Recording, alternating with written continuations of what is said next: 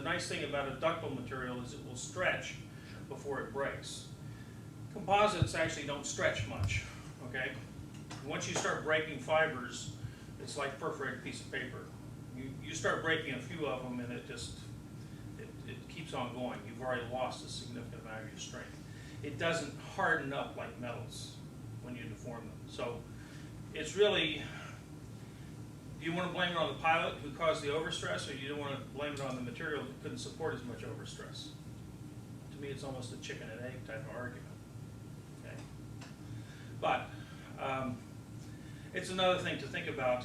Well, a couple of other things in composites is to think about the flammability and also to think about what we call damage tolerance. Okay, there are whole books written on fatigue and fracture, and we're going to start next week when I return, fatigue and fracture. And one of the things is to design a structure that's damage tolerant. Okay, and for you Navy guys, again, there's nothing that, no structure I can think of that is as damage tolerant as a nuclear submarine. Okay, they really make those things out of good, tough steel, and it's all because of Polini at Naval Research Lab in the 1950s when he studied ductile brittle steels from World War II in the Liberty ships. And the Navy has very stiff requirements, much stiffer than the Coast Guard, for subs. Surface ships, forget about it. Those are just tin cans anyway. Penetrate those with a pellet gun, right? Certainly a Coast Guard ship you can, because it's just rust, right? Now don't laugh. I mean, I've had Coast Guard students in here tell me that the rust is just held together by the paint on the outside, right? But they run their ships longer than you guys do, okay? Anyway, it actually was shipping that brought along the concern about toughness and strength, but it was really the aerospace industry that really moved it along in the 50s and 60s and 70s. So let's talk about other metals, okay? We spent 1 day on composites and 3 days talking about mostly steel, which actually, proportionate to the use and selection of structural materials, is appropriate, but I'm not going to cover the rest of the periodic table in one lecture. So, aluminum. Aluminum's got higher cost by about a factor of 5 than steel because of the energy cost. We talked about that in the first day. But it's 60% lighter.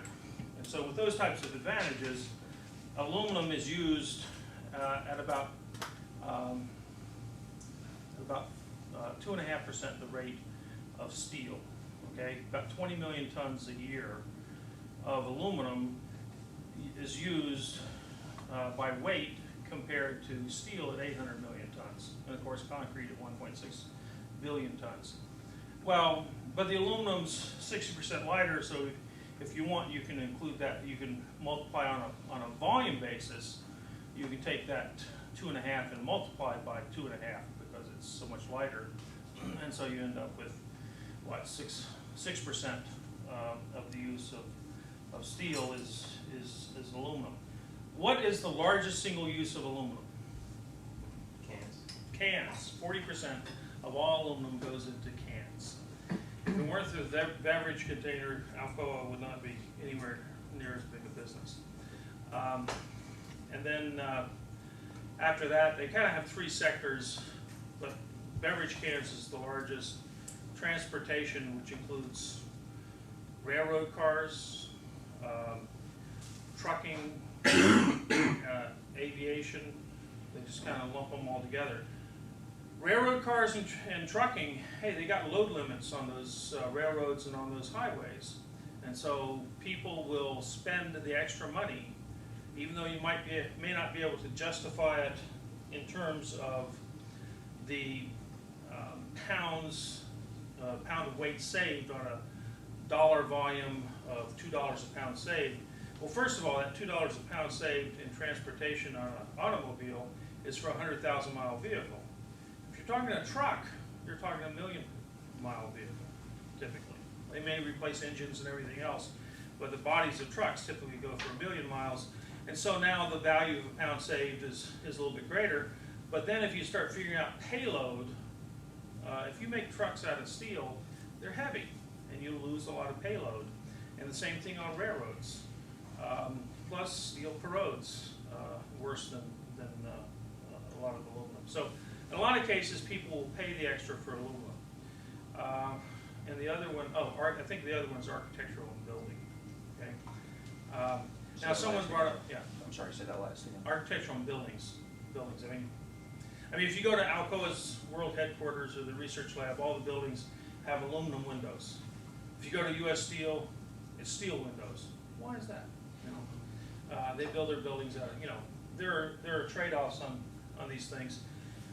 Steel's cheaper, but aluminum doesn't corrode as much. You don't have to do as much maintenance. Go look at the windows in my office, okay? Put in there in 1917 and repainted every 30 years since. And they're kind of rusty.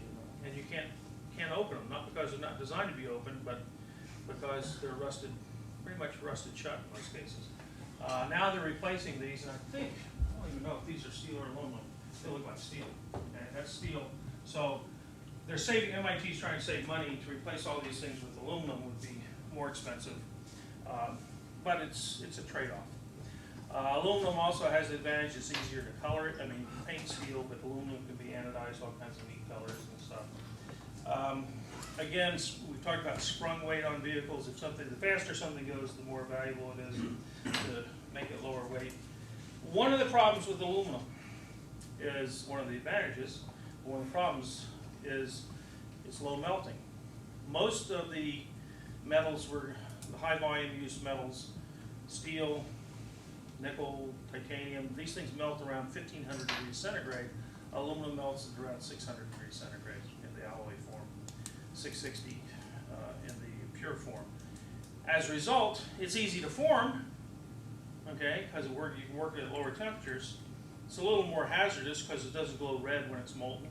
There's a great story of a guy who he was head of casting research at U.S. Steel, and he was sort of a couple of years earlier than me, and he was working in the foundry upstairs. And one of the things you do when you pour the metal into the mold, if you want to check and see if the mold has solidified, you take a steel rod or something, you tap the surface, and if the thing goes beneath the surface, you can tell if it's liquid, right? Well, this guy used his finger to do that on aluminum. Okay, he had a bandage like this on his finger because it was molten. Okay, he stuck his finger in molten aluminum, real bright. Okay? But hey, it worked for you still. What does it? Does that make it a composite then with the finger? Yeah. This is where composites would have been a lot better, because molten plastic, you might have gotten a burn, but it would have been a smaller bandage. Right? Anyway, but one of the problems is aluminum can't take a lot of temperature. At one time, a number of years ago, some people had come up with a cheap way to make aluminum metal matrix composites, which would be aluminum and silicon carbide.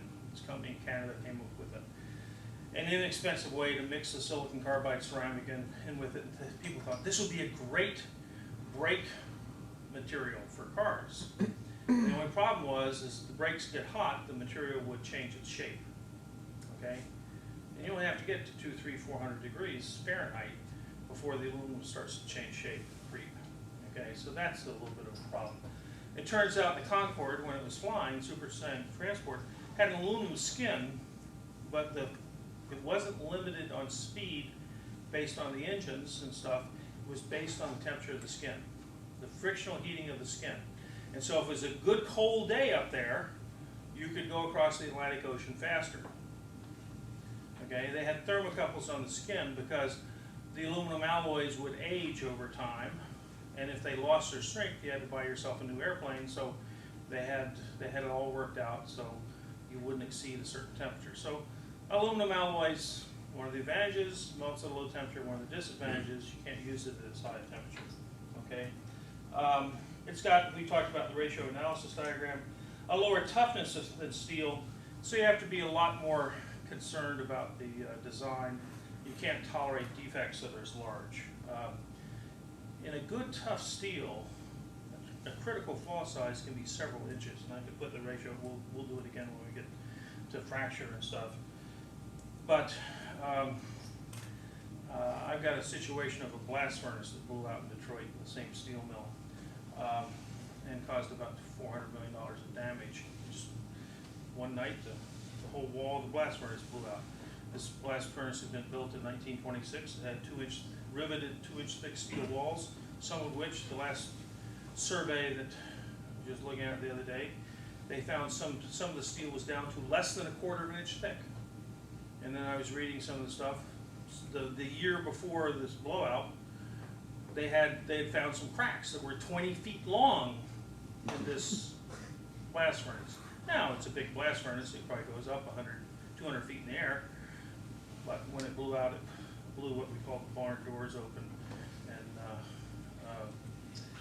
the barn doors were something like about 20 feet high. I wonder if they were similar to where that crack was. Anyway, in fact they were.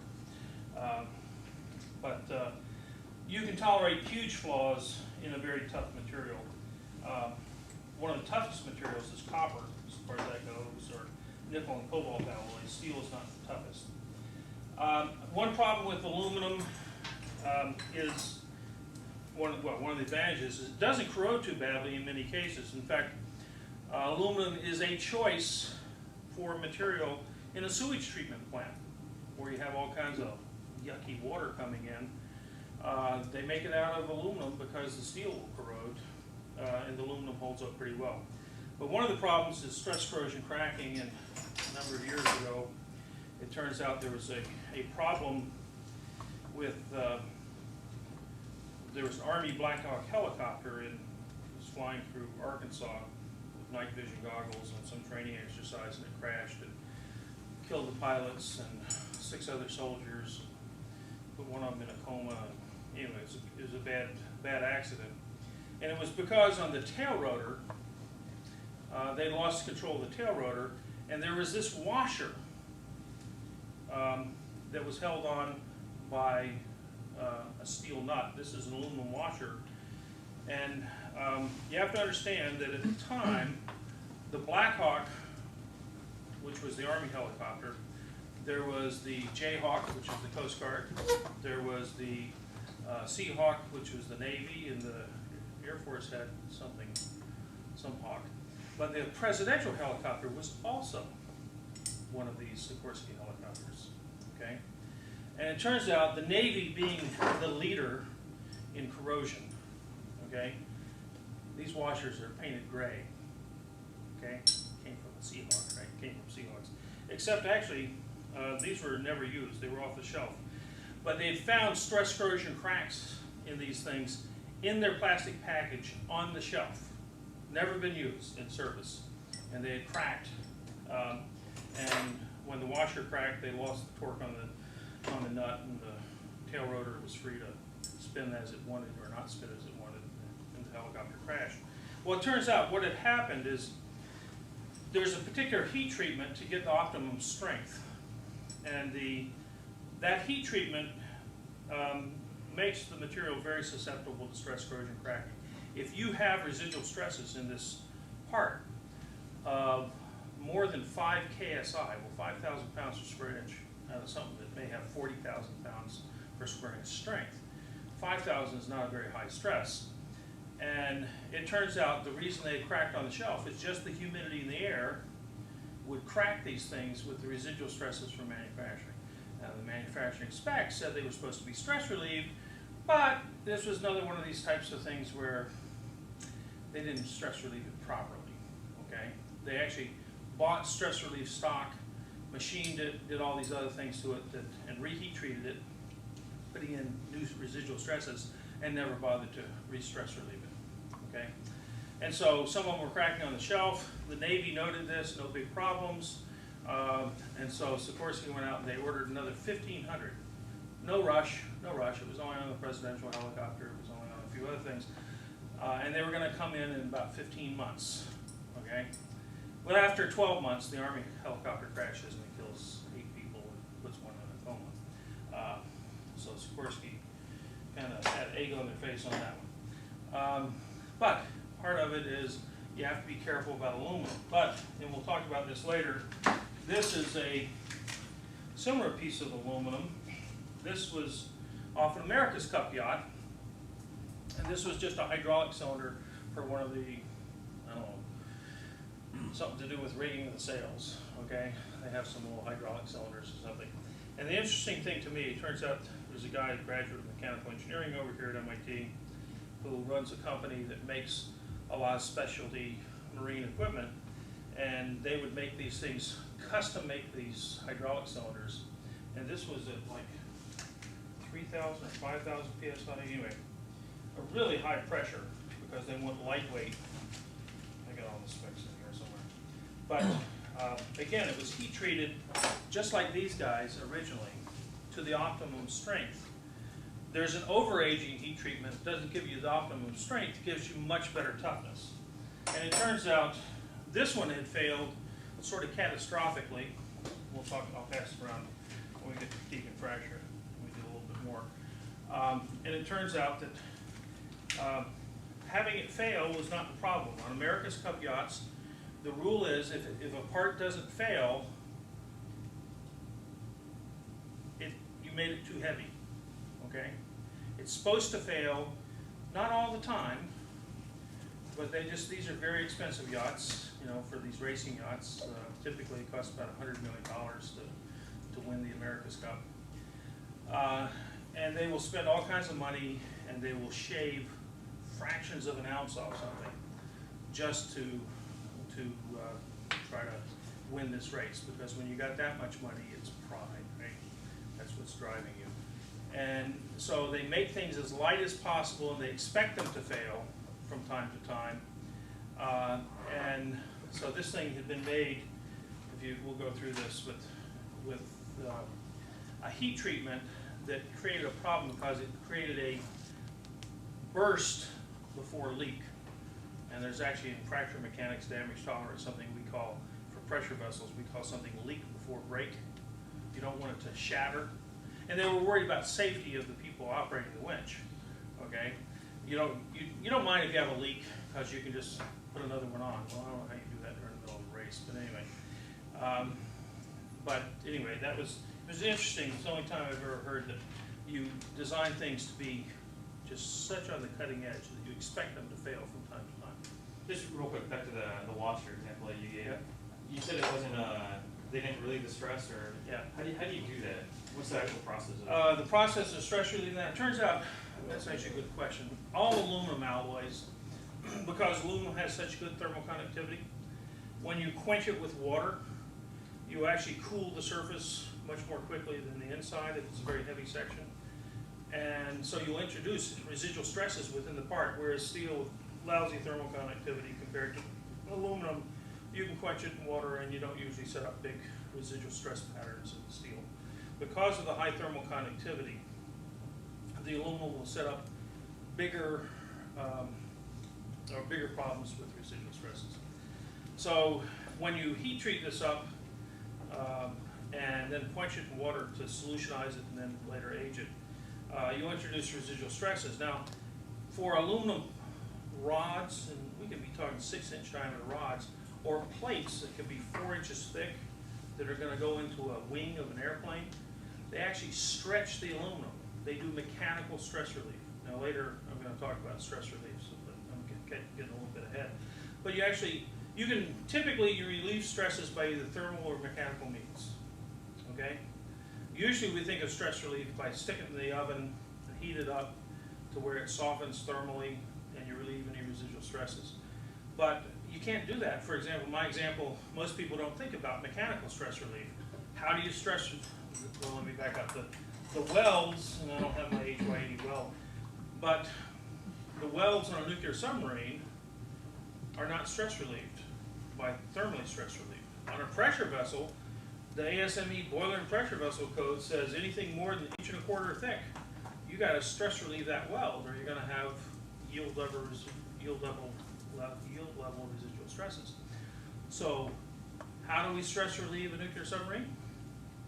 First deep dive, mechanically relieve those stresses, and we'll go through that in a little more detail when I get to stress relief. And what else do they do for quality control on the first deep dive? They take some contractors with them. They take the managers, Yeah. top Senior. vice presidents of the shipyard go on the first deep dive. Okay? And there's actually a couple of industries that do that. But I've always thought that's a great quality control technique, okay? It provides the right motivations, okay, for those people. So what happened is, this was made out of bar stock. Well, let me back up. For these great big wings, you know, these plates, the world's largest rolling mill, bigger than any steel rolling mill, is in Davenport, Iowa, at the Alcoa Works. And they roll bigger plates because they go into wings for 747s and C5As and things like that. Largest rolling mill in the world, and it's a pretty impressive mill, okay? At the end of this, they can have 4-inch thick plate, and it could be like 10 or 12 feet wide, and they put that thing in a hydraulic jig. They grab it, and they just stretch it 3%. Now you think about stretching something that's 4 inches thick and 12 feet wide. There's a fair amount of force to pull that, okay?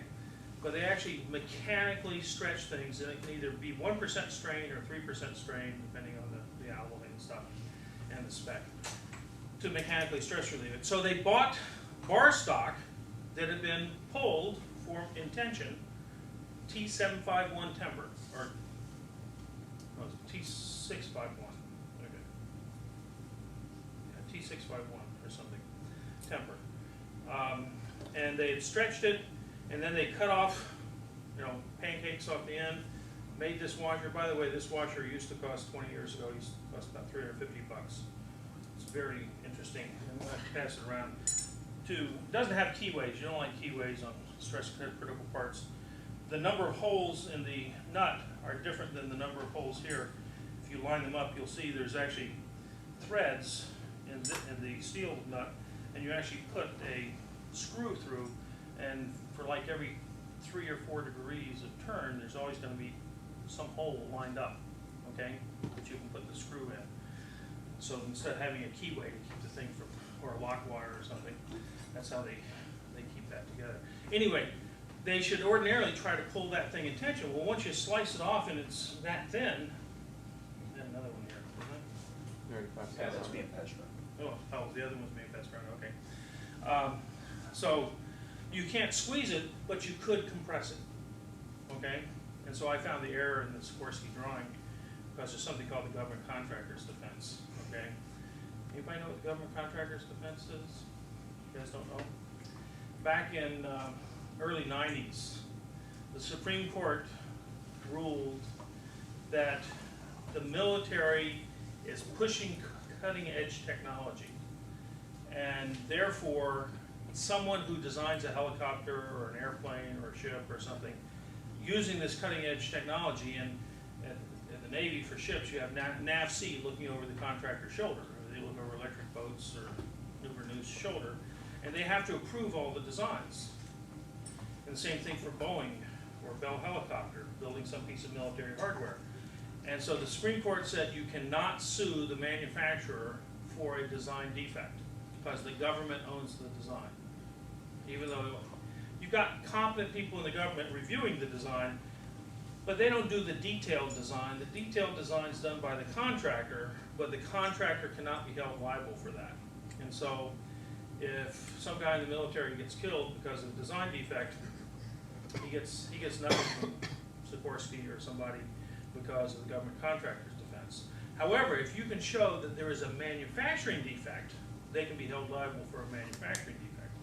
So what happened is I look at the drawing and I realize that heat treated this thing, reintroduced the residual stresses, and there is a compression heat treatment or compression mechanical stress relief that you can do. You can squeeze that and yield it in compression, but that's not what they called out on the drawing. The drawing called to pull that washer in tension. Now, how do you do that? Can't do it. So Sikorsky paid $10 million to the Army guys. You had a question right there? So When you heat treated it, do you change the pace of when it was cooling down? Would that reduce the stresses too, or? if you slow it down, the cooling, you won't quench it. You won't get the, you won't be able to do the heat treatment. Okay. Now there's another interesting little story about screw-ups. Boeing at the same plant in Davenport, Iowa, and I wasn't involved in this. This was in the early to mid 70s. When they quench these plates, they put them through this bunch of nozzles squirting water on the plate, and they just kind of pass the plate under this shower. Well, one of these nozzles was plugged, and they didn't realize it. And they didn't know how many of these wings that Boeing had built and machined and put onto aircraft that had one little stripe down the middle of the plate that was not properly heat treated. So when they found out about that, they didn't know if they were just going to have to recall all the airplanes that had been built since they had last known that nozzle was working, or whether they could come up with a non-destructive test technique to determine the strength of the aluminum. And it turns out hardness is not really, mechanical hardness is not a very good technique. So they had the National Bureau of Standards, which is now known as NIST, and a bunch of other, I mean, it was a big deal in the mid-70s, and kind of a rush program to come up with an electrical conductivity test is what they use now. And so you actually can go and you can check the heat treatment on that aluminum alloy with just a simple little four-point probe, just a little meter, and you stick it on there, wait a second, it comes back with a number, and if it's a good number, then you know it was heat treated properly. If it's a bad number, it wasn't heat treated properly. And they did that because they had this manufacturing screw up at Alcoa in Davenport, where they had one nozzle in the heat treating system that wasn't flowing water. Okay, got clogged. It's a conductivity test? It's an electrical, it's 4-point probe conductivity test. And they had to prove all this out. It took them about a year and a half.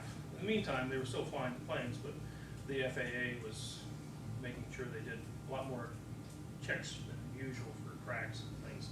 And when they finally got it all done, they could find the ones and replace the wings that had problems. And I have no idea how many wings there were, but the problem went away once they had a non-destructive test technique.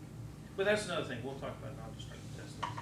Kind of getting out of sequence here, but that's okay. Then later I can just say, well, remember we talked about, okay. So that's, aluminum doesn't rust. It does have problems with high strength in certain applications. So if we now look at, yes? I read somewhere that aluminum gets used as a sacrificial anode a lot because it's really light and has an extra electron. If you're going to have to use it like and you're not going to be able to replace it as quickly as you could as zinc or something, that you might use that. Is that something? Aluminum gets used sometimes as a sacrificial anode, but it's not as good as magnesium or zinc. Okay? And I'm going to talk about magnesium next. But aluminum forms this protective oxide skin, which just doesn't corrode as well as magnesium or zinc. Okay? Zinc doesn't form a really protective skin. Magnesium is terrible, and that's one of its Achilles heels. You really can't protect it all that well from corrosion. Aluminum can be protected from corrosion. You do use aluminum anodes in some cases because it's hot. If you look at the galvanic series, it's right up there with magnesium is at one end, and just below it is aluminum, and just below that is zinc. So they're right up there as the strongest electromotively, okay, for being anodes. But aluminum is not used anywhere near as much as magnesium or zinc. So, but yes, it can be used. But you got to have the right type of corrosive environment and make sure that you don't get a protective skin on the aluminum. Aluminum surfaces can go active or passive. Okay, and it really depends on the environment and the alloy. It's because it's like an amphoteric material. It's got the Yep. Okay. It's amphoteric. Amphoteric basically means it can go either way, active or passive. Just like stainless steels can be active or passive, that skin can be active or passive. Magnesium doesn't form passive surfaces, okay, to speak of. It has an oxide skin, but it's never really passive. And zinc isn't active passive. The problem with aluminum is it can be active passive, and so you never quite know if it's doing its job as an anode. If you have experience with it, but I don't know why. I mean, I do know it's used, but I really don't know good reasons for using it. What I read was that it takes a lot longer. Like if you couldn't replace it as quickly, like if it's like on the offshore oil rigs, Yeah. they would use one there because they can't get out often enough to replace the zincs, so they would use aluminum because it has like the extra electron and it'll last a lot. It doesn't corrode as fast, but that means it also doesn't give as much protection. So I mean, okay, so it's a trade-off, right? But yeah, they do use it from time to time, and it may be a life thing, that it can last longer. Okay, so if we look at the periodic table, we've dealt with iron. Lock came off. We're gonna need a pin that works. Who knows if this one works? Okay. And we've dealt with aluminum. We only got a few more to go. Okay. We'll see if we can speed up here a little bit. Magnesium is also used. It has 0.23 times the density of steel, whereas aluminum is 0.4. So it's not quite half the density of aluminum, but it's got twice the price. Now, should it have twice the price? Turns out magnesium has about 10% higher energy cost than aluminum. But what probably happened is Alcoa and Dow Chemical, after World War II, had an illegal antitrust type of agreement. That Dow, which was the major magnesium producer, would make magnesium and sell to Alcoa for alloying. In fact, one of the largest applications of magnesium is as an alloying element for aluminum. Many of your high strength, like these washers, 5% magnesium in there. So a lot of your highest strength aluminum alloys have 5% magnesium. And Dow would not compete with Alcoa in the aluminum business, but Alcoa would not compete with Dow in the magnesium business, okay? Because there's a lot of similar technology to making these things. They also melt at similar temperatures, 660, within 1 or 2 degrees of each other. Magnesium is very reactive, and it's susceptible to stress, corrosion, cracking. And in fact, if you have any residual stresses, magnesium, if you look at it cross-eyed, it will stress, corrosion, crack, okay?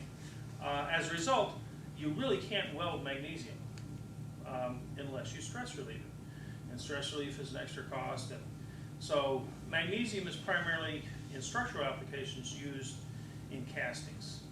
And people have thought it was a wonderful material, better than most composites for automobiles. But the problem is they first started putting it on the sprung weight mag wheels, and they would do all kinds of things to paint them and, you know, and put protective coatings and stuff on with the mag wheels. After about a year or two, just look like crap, okay? They start corroding. And so mostly we use aluminum wheels now for high performance cars, even though they're not as light as magnesium. They do put magnesium on the structure of the behind the dashboard, okay? Lightweight, complex, you can die cast magnesium into complex shapes. And in fact, one of the applications, I brought one of my cameras, is on the high-end Canon cameras, the body, you go to the website to actually show you the pictures of it, it has a die cast magnesium body. Is that right? It's a $3,000 camera body. For a $3,000 camera body, they can afford to do this. For the $1,500 camera bodies, they can't afford to do that, okay? It's one of the big costs of the high-end cameras is to make this magnesium Thixocast. Now it's lots of different thicknesses, and so it's a very complex casting. Technology was developed up here on the 4th floor of this building by Professor Flemings and co-workers back when I was a sophomore. In fact, if I had stayed working for him for 2 more months, my name would have been on the patent. Okay, and MIT's never made any money off the patent. MIT did learn how to screw up patents because of that, sort of a watershed there. One of the largest I'm sorry, could you explain briefly again how the circles work with it? Because they don't line up? It screws, you can put a screw through the thing that goes into. There's a conical shaft that holds the tail rotor. Right. And the tail rotor is on a cone that goes on this conical shaft, and then you have to apply enough downward force on these cones to meet them together. You don't want to have any keyways, because keyways tend to be where fatigue cracks start. Okay. So they just squeeze this down on the shaft. Okay, 2 cones, you know, a positive and negative cone coming together, and that washer squeezes them down. You have a certain torque to, by friction, hold these things together. And so you have to tighten it, but you don't want it to loosen. And so you basically have a screw that goes, there's a third piece that the screw comes through and threads into the green washer, the green steel washer. You see thread marks in the holes there? Yes. Whereas the gray washer, if it was all on a Blackhawk, it'd all be green, or if it was on a Seahawk, it'd all be gray, right? But I just happen to have part Army or part Navy there. But basically, when you tighten the green nut, as you tighten it, it will have to line up with one of those holes on the gray washer, and you put the screw through and hold it in place, like lock wire or anything else, but it's a very positive attachment without So it's just of lock wire.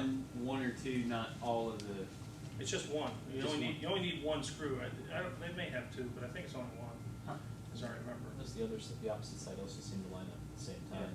Oh, does the opposite side line? it's- Maybe it's got it's- two for redundancy. I don't remember. Okay, I think I've only seen one installed up close once, and that was 15 years ago or 20 years ago. Okay, but oh, I didn't tell you the rest of that story though. It turns out, so Sikorsky knew about it. It turns out Sikorsky had already run into this problem on a different helicopter, and so they had changed it to the proper stress corrosion resistant heat treatment on the other helicopter, but because they're nice insular, organization, there's one group of engineers that deal with that helicopter, another one deal with the Blackhawk. The message never got to the Blackhawk community, okay? But then when the Navy had a problem on the Seahawk, then the Blackhawk community went over to the other one. Oh, we had that problem, we just changed the heat treatment. And so that's when the Blackhawk community went out and ordered 1,500, 1,300 washers to re-outfit the whole fleet. They just didn't do it on an expedited basis. But it could have been the presidential helicopter that went out. Okay, I always thought that was interesting. But anyway. Okay. Does that answer your question? You follow that? Okay. For the camera, what is the advantage of using magnesium for its body? It's lighter weight. So if you're a professional photographer and you do wrist strain, okay? I don't know. I mean, you can advertise and sell it for $500 more. I mean, I bought it because it has 15 megapixels and all this other stuff. In fact, I ordered Mark II 4 months ago. It hasn't come in. That one's down to like $2,500 now. I only know 2 of those. But the Mark II is 21 megapixels, 25,000 ASA. Hopefully I can shoot my macros without a flash. Okay. But anyway, but that one's down to like 2,500, and the new Mark II, the 5D Mark II, is like 3,100 now. So I've ordered one of those. If I like it, I'll buy some. It's a professional tool for me, right? Tax-free. Tax deduction. Well, not exactly tax-free, but I don't have to, it's deductible as a professional tool. Let's see, so the other, aside from alloying, magnesium's big use is anodes. And some of you, most of you who own a home, own a magnesium anode somewhere in your house. And if you read the specs on it, it will say replace your magnesium anode once a year. And where is it? I mean, I'm sure you've all replaced it. I've never replaced mine in 30 years. It's in your hot water tank. Okay, most hot water tanks are made out of steel, and they will corrode. They glass line them, but the glass lining will have pinhole leaks, and so they put a magnesium anode right down the center of your hot water tank. And if you read the installation instructions on the hot water tank flyer, it will say replace the magnesium anode once a year. That's because sometimes if they have a big holiday, they actually can corrode through and you can have floods. And so the companies that sell the hot water tanks will tell you to replace them once a year, but you go ask any plumber in the area, and there probably aren't 5 plumbers in all of Boston who know that you're supposed to replace them once a year. And there are probably not any plumbers who actually replace them once a year. Okay? Most plumbers don't even know that's there in the fine print. Okay? But the interesting thing, it's also some of the purest magnesium around, because it has to have less than 5 parts per million nickel. If you look at the magnesium nickel phase diagram, so you've got this steel hot water tank and a magnesium anode sticking down in here, and it's got to be connected to the steel tank. magnesium and nickel don't mix, aluminum and nickel don't mix, and you'll get little nickel precipitates, okay? And the nickel becomes cathodic, and the magnesium becomes anodic. What you want is the current from the magnesium to protect the steel. You have, that's your current loop. What you don't want is a little piece of nickel to create a little current loop right there where you're protecting the nickel from corrosion, okay? Because you can consume your whole anode by just protecting the little nickel impurities in the magnesium from corrosion. So it turns out this is extremely pure magnesium, purer than they can get without extra effort. That is actually, aside from alloying, probably the largest single use of magnesium is in anodes. Okay, so now we've done 3. Titanium, okay? Just like aluminum was 5 times steel and magnesium is 2 times aluminum, making it 10 times steel. Titanium, on the other hand, is about 100 to 200 times the cost of steel, okay? And so if you want to know why you don't make, well, one of the reasons you're not going to try to make a titanium submarine if you didn't have creep fatigue interaction is no one could ever figure out how to afford one, other than a little Alvin, okay, submarine. Well, so this is my first research contract ever in 1977 from the Office of Naval Research, was submerged arc welding with titanium. So I guess when I die, we can send this to the Smithsonian and they'll throw it in the trash, okay? But I've kept it for 30-some years. That's a piece of titanium. Now that alloy, it's not the Thai 100 Navy alloy, which actually has 6% aluminum, a little molybdenum, a little niobium, and a little tantalum. That's 6 aluminum, 4 vanadium. So the original titanium, 6% aluminum, 4% vanadium alloy was developed over here at Watertown Arsenal, which is now Arsenal Mall, okay, and during World War II, basically, and just after. Now, it turns out a lot of the reactive metals, whether it be titanium or zirconium or niobium or vanadium and hafnium and tantalum, really came, and tungsten, really came into their own right around World War II. And it's really because of something happened over the mechanical engineering department here at MIT, not in this building, but over there, building, what's up, right across from Building 4, must be Building 3. They developed a way to make vacuum pumps that could allow them to melt metals at high temperatures. And although you guys are at the Sloan School, if you go over to Tang Hall, is a new addition to an old, ugly brick building. That old, ugly brick building was Norton Research. And Norton Research basically was a company that started spun off of MIT. It was a private company. When they moved to Newton, Massachusetts, eventually they gave the building to MIT. So now it's part of the Sloan School of Management. But that's where they essentially did vacuum metallurgy, okay? Because of developing these vacuum pumps for melting these very, very reactive high temperature metals. So titanium became available, and so it was lightweight and strong, and it's been not a high volume, but an important material ever since. I've got an article in here from 4 years ago. The 787 Dreamliner was going to use more titanium than anything else. It was going to use more composites. But the composites just can't get the strength of some of the titanium and things, okay? Now you should understand, when you select materials, I remember back 25 years ago, maybe 30 years ago now, I was at a conference up in New Hampshire. During the summer, they have these engineering foundation conferences. And this is in the middle of the Cold War. And some guy from US Steel got up at the conference and he said, well, I understand that when there was a MiG-21 or something that some guy had in North Korea had flown into South Korea, and I guess we gave it back, or the Koreans gave it back, but only after the U.S. military completely disassembled it and then reassembled it to find out what was in it. So this guy from U.S. Steel, I understand that when they took apart the Soviet highest technology fighter, which is supposedly almost the equal of all of ours. They had steel forgings and not titanium forgings. Now, this was a guy from U.S. Steel. This was before the steel companies had all gone belly up. So he was arguing that you could do with steel just what you did with titanium. And so one guy from U.S. Air Force, Wright Patterson, got up and he says, well, I'd like to say something about that. It's true. When we analyzed this, we did find a lot of steel where we would have used titanium.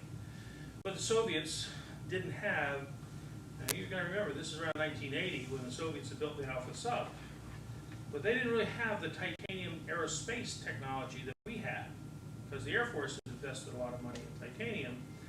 The Soviets invested their money into fabrication of ships with titanium. He says, and he said it's also true that their fighter has comparable performance to our fighter aircraft. But what they did is they worked very hard on the design of their aircraft and not so much on the materials. So the point here, if we're talking material selection, and this is true across a wide range of things, you can almost always do something significant in design that will help you as much as materials. Remember the air-cooled turbine blades on the first day of class? And you saw, they were trying to get higher and higher temperature materials, and they were running out of, they were running into the law of diminishing returns and getting higher temperature for turbine blades, and they decided we're going to air-cool them, and they got that big spike in the increase in operating temperature. So sometimes you can beat the system on design, sometimes you can beat the system by using a better material. Well, more expensive designs are more expensive, and more expensive materials are more expensive. And sometimes you run out of both. So a couple of years ago, I was sitting on a National Research Council committee looking at how the Air Force should spend their $300 million every year on propulsion. And so I'm sitting there saying, well, we've kind of pushed the limits of nickel alloys, and we're not going to go much further than that. We need better cooling technology. And it just so happens the guy sitting next to me was an old guy who had kind of the father of jet engines design at Pratt & Whitney. And he spoke just before me as we went around the table in that first meeting about where we thought the emphasis ought to be. And I was going to say, as one of the two materials people, that gee, we've really pushed the envelope as much as we can on materials. We need better designs. And before I spoke, he said, we've really pushed the limit on design as much as we can. We need better materials. So I kind of took the wind out of my sails. It turns out we've really pushed the limit on both at this point. The walls are getting to be like 20 thousandths of an inch thick with ceramic coatings. And so now you realize that it wouldn't take much. There's not a lot of damage tolerance left when things get that thin. I don't have any examples of kind of modern Air Force technology, but apparently it's pretty sophisticated. And you can't go, if you go any thinner to get better cooling, you're not going to have any wall left. It's going to be like a Coast Guard cutter, okay? Sorry about that. You're the Coast Guard. Okay. So the whole thing on selection of materials, in the United States, we've sort of had a philosophy of better materials, but a lot of people have come along and come up with better designs, and the better designs can often do just as much as better material. Yeah. There's some new processes like nanostructuring or foam techniques or something that will Yeah, I can bring in some foam material and you can see how good it is. I mean, if you blow on it hard, it'll, it's foam, okay? It doesn't have a lot of structural strength. It's lightweight. It's really amazing how light it is. It's also amazing how weak it is. So again, it gets to be very application specific to some of these things. Titanium has less toughness than steel, a little bit more than aluminum, but it has much higher strength, so it has small flaw sizes. It melts at 1600 degrees C, so you can use it in hot sections. We use it for the rotating parts of the compressor part of engines because it's lightweight, but that's sort of been supplanted in more recent years by composites on those turbine blades in the front of engines. So you look at the front of a jet engine, what you're looking at are composite blades usually on a modern engine. A 20-year-old engine, you're looking at titanium blades. Okay. What's the density of titanium compared to steel? It's about 0.4. It's 4.5. Steel 7.8. okay, and aluminum is 2.7. So, and I don't have the number right here, of what Sure. 4.5 over 7.8 is, but it's 60% or 65%. And it turns out titanium, a lot of things you alloy it with, like vanadium, it's really heavy, or niobium and things like that. They're pretty heavy. So titanium alloys and nickel alloys, you really have to look at the specific density of that alloy, particularly in a rotating engine component, where the density is a big deal. Okay, and you can have a 5% change in density, and I think does it go as the square anyway? It's a big difference in things, and it gets to be a consideration which alloy you choose. Now, titanium has had some problems or bad press in that the Air Force has had a few engine fires, and if you know anything about reactive metals catching fire, it's pretty hard to put them out. Okay, it's very difficult to put them out. In fact, my little story on titanium is. Titanium has two big uses. One's the chemical corrosion resistance, the other is the lightweight for structural applications in aircraft and other things that can afford it. Well, it turns out just down from the World Trade Center, about 2 or 3 months after the World Trade Center, they had a building in New York City, and they had a titanium heat exchanger in the basement for the air conditioning system. And they had let some muddy river water into this heat exchanger, what's supposed to get in there, but by mistake someone opened the valves wrong.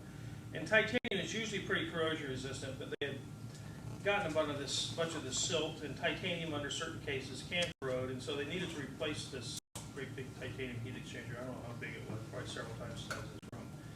So they get a bunch of guys who probably can't speak English, and they give them some oxyacetylene torches. You can cut titanium with an oxyacetylene torch. So these guys come in on a Thursday and start cutting up the titanium with the oxyacetylene torches so they can get this heat exchanger out of there and they can bring a new one in. And things would get hot, and the heat exchanger was leaking some water, and so there was some water around.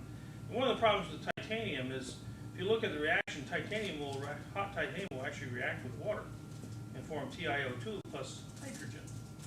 Okay, so.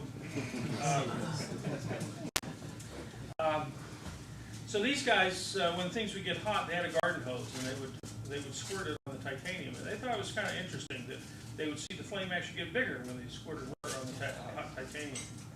But they didn't pay too much attention. And they didn't have any supervision who could speak English that I could tell. And so they kept doing this. But finally, as they were sort of accumulating heat in the bottom of this big heat exchanger in the hot titanium slag that's down at the bottom, the thing started sort of running away with them. And so they finally decided they'd call in the New York Fire Department. So the New York Fire Department comes down there to the basement, and they look at the situation. They got a titanium fire going on, and these guys are squirting water on there. Well, they kind of said, well, don't squirt any more water on it. And there's some sort of salt, which I guess is blue or something. It's called Blue Max or something. And the New York City Fire Department has one truck of Blue Max, and this is how you put out a metal fire. You just kind of bury it in salt, okay? You got to make sure you use the right salt, because some salts will react with some metals, and you can go boom, okay? But if you have the right salt with the right metal, you're probably okay. And Blue Max was good for a lot of metal. But the problem was the Blue Max truck was at LaGuardia. This was Manhattan. It was a Saturday morning, but still they had to get through traffic and everything. And 15 minutes later, they would generate enough hydrogen, and had a minor explosion in the bottom of the skyscraper. Okay, it didn't really hit the papers too much. It was a Saturday morning. It was an explosion in New York City among friends. So anyway, so then these guys who had hired these people who couldn't speak English to do the work for them ended up suing the police department for having caused this fire, which I thought was really interesting. They've been squirting water on titanium fire for 3 days. But the Air Force is, if you get a fire and if titanium has excellent corrosion or temperature resistance because it forms a protective titanium oxide, but you get above 900 degrees centigrade and the titanium will dissolve its own oxide. It will diffuse in, and that's when all of a sudden it no longer has a protective surface, and it will burn like mad. And so the compressor section of the engine should never get above maybe 500 or 600 C or something. But every now and then on some aircraft, Air Force engines, they'll get above there. It's really exciting, I guess. You know, it's like a huge sparkler going on, right, when the engine burns up. So the titanium got a little bit of a bad rap with that, but they still use it. Nickel and cobalt. Okay, nickel and cobalt are used. On the, Yep. on the titanium, are you familiar with a process they're developing at Oak Ridge for powdered titanium? I guess you'd sinter it into Yeah, you can. your net shape. Well, in fact, a lot of the titanium starts out. Well, there are various processes where people might want to go directly from the oxide. To make titanium traditionally, you use a titanium tetrachloride process. Okay, and titanium tetrachloride, you basically take titanium oxide ore from the ground, and you have to convert it to titanium tetrachloride, which at 400 degrees centigrade is a liquid, and you basically put this in a reaction chamber with hot titanium wire. Now, I don't have a piece of hot titanium, but you do the same thing with zirconium. This is a piece of zirconium wire, and you just start out with the titanium wire, and you resistively heat it, and so this vapor of titanium tetrachloride decomposes on the wire, giving off more chlorine, which you send back to rechlorinate your titanium oxide to make more titanium tetrachloride, and you grow crystals on the wire, and you're limited because you have to keep on resistively heating this, and now you have to resistively heat something that's this big around as it grows bigger and bigger. But since you're forming it from the vapor phase, you'll form all kinds of interesting crystals. Okay, that's the traditional way. The Army would like to use titanium armor, but they can't afford it at $30 a pound. So the Army set a floor price of like $6 a pound. Someone needs to make titanium for $6 a pound. And so various people around the world, there's a guy at Cambridge University who actually used to be a faculty member in this department, didn't get tenure, and so they sent him to England. He's got a process. DARPA is funding a lot of this, okay, to make low-cost titanium. It was one of their big thrusts. Professor Sadoway, whose office is just through this chalkboard here, has got a process to electric, kind of a process similar to the Hall process, where you dissolve titanium oxide in a molten salt and then run current through it to try to make titanium. There are probably half a dozen different techniques. So what Oak Ridge is doing, I don't know, but I do know some people have developed processes where you start out with titanium oxide as a solid, and you end up with powders of titanium, and then you have to consolidate those, which is, sounds to me like Oak Ridge has got some technique where rather than going through the titanium tetrachloride, which is the traditional process, they're trying to do it directly from the titanium oxide, save some money, and get cheaper titanium, because DARPA is spending a lot of money on this. DARPA funded the work in England. I don't know who's funding Sadoway. I think the Army may be funding him directly. But you know, the original iron, until 1856, and when what's his name, Sir Henry Bessemer taught us how to get 2,500 degree Fahrenheit temperatures to melt iron. We never made iron by a melting process. People made iron. You go back and see Damascus swords, or the Japanese had their samurai swords in the 1600s. But that was always taking iron oxide and reducing it, usually with carbon, by covering it up, sort of like you would make charcoal. But you would basically put charcoal in with iron ore, and you'd cover it with dirt, and you would cook it in the ground with a reduced amount of air, and you'd end up with sponge iron. So you'd never gotten to more than maybe 1,500 degrees Fahrenheit. You'd never melted the steel, but you'd have this spongy iron had a bunch of slag in it, and then the forgers would go in there and take the sponge iron and just beat it into wrought iron. Okay, very, very labor intensive, but those swords were very, very precious steel swords. Okay, so there are a number of different processes people have developed to make sponge titanium, where you never melt the titanium. One of the problems with titanium is it's so reactive. There is no hearth that will not titanium will not react with. During World War II, in this building, there was John Chipman. The Chipman room's right down there now. It used to be up on the 3rd floor. But John Chipman was the head of the department starting in '46. But he was a professor here who looked at chemical metallurgy, and he was working on developing a mold material, a ceramic mold material that would react with something called uranium. Okay, people were interested in reactive metals. And remember, I told you we learned at MIT to in mechanical engineering to do vacuum metallurgy, and so they actually were using some of those vacuums to melt reactive metals like uranium. And just a couple of years ago, Mike Seema and his ceramics group got a contract from somebody to come up with something a material that would melt that you could use with titanium, molten titanium. Titanium reacts with oxygen, sulfur, chlorides, everything on that side of the periodic, or this side of the periodic table as you look at it, okay? Titanium, nitrogen reacts with everything.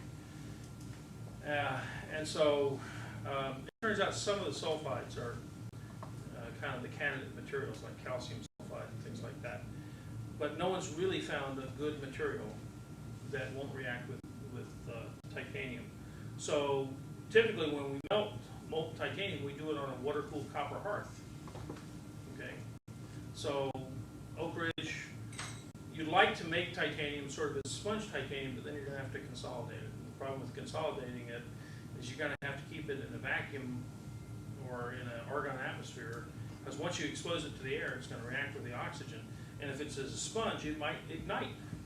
Okay, sponge titanium, even sponge iron, if you're not careful, can ignite and burn. Other questions? Thoughts on that?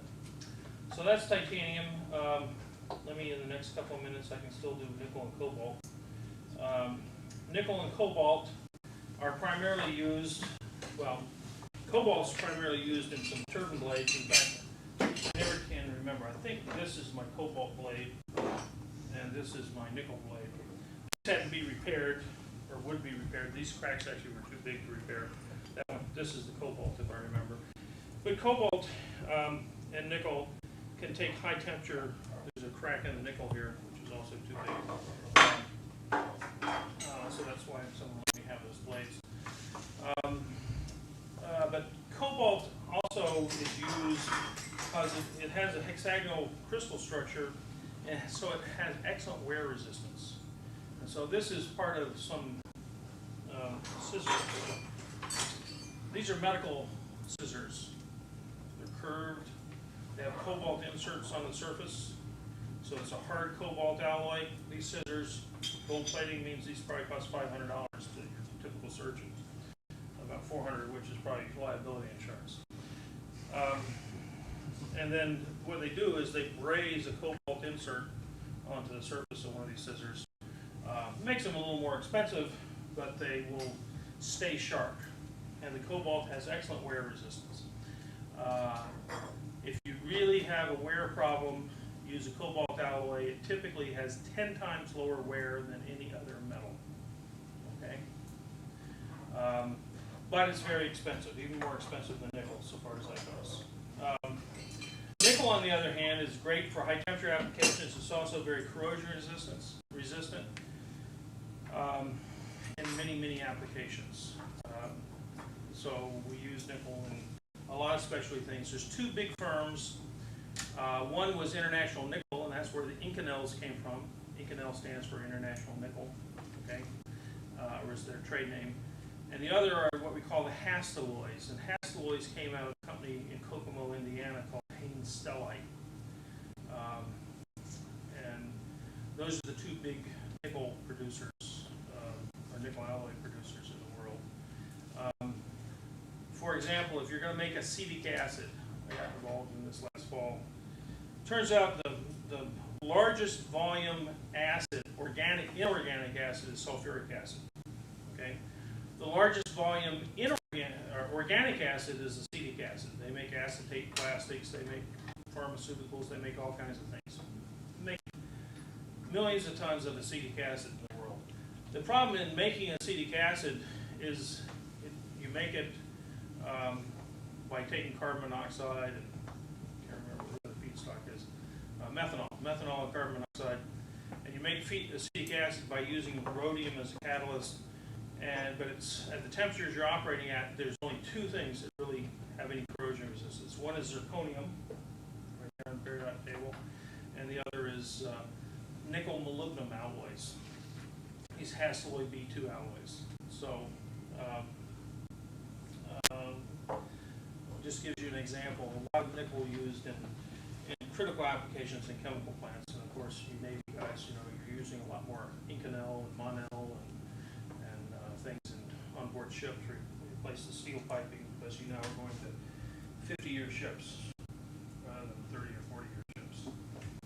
Just talk to the Coast Guard; they know they've been making 50-year ships for years, right? In fact, they take your leftover ships and run them for another 30 years.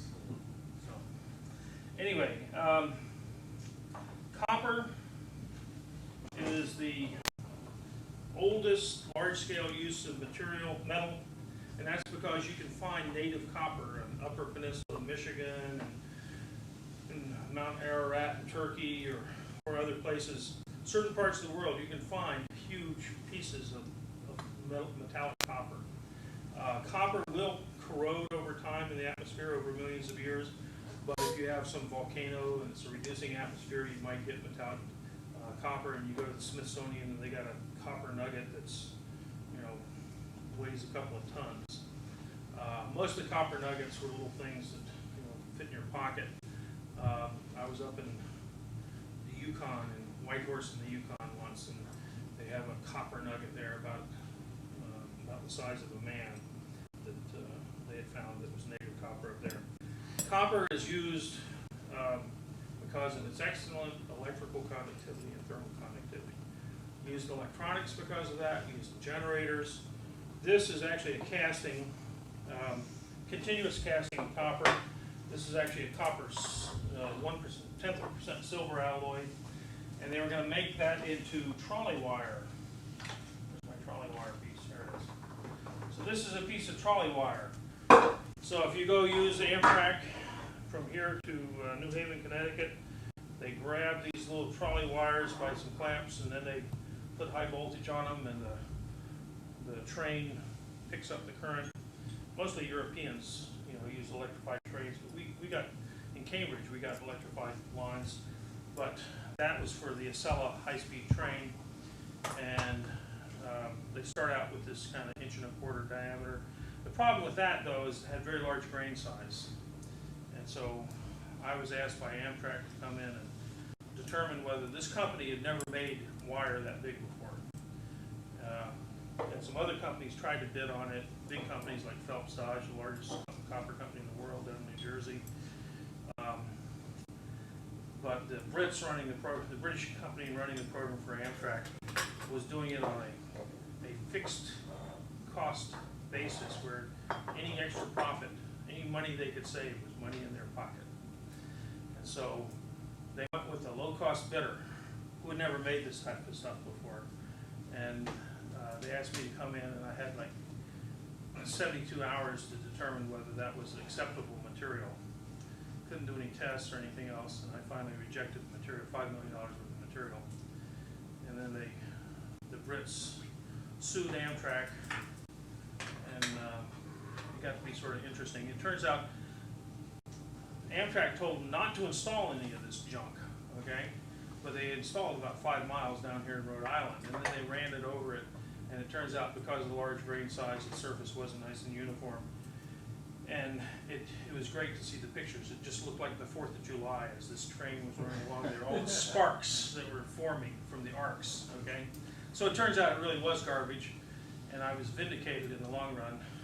But it actually did go to an arbitration, and it was sort of interesting because the British company that was building the extension for $300 million actually was withholding information about the bidding process.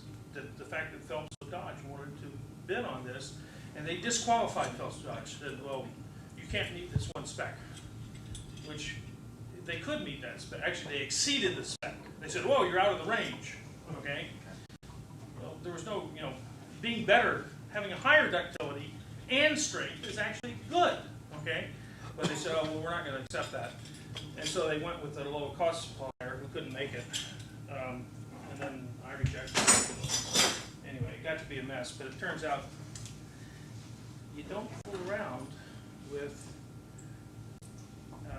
Amtrak's part of the federal government. You don't fool around with them because they basically didn't argue whether the material was good or bad. And the Brits came in and said, well, the material's good enough. And the Amtrak came in and said, you withheld information from the government on your contracting process. And we are confiscating the passports of all of your top executives. So the thing actually came into a criminal fraud case. Had nothing to do with technology in the end, but it was sort of interesting to see all of a sudden, don't get the federal contractors upset with you.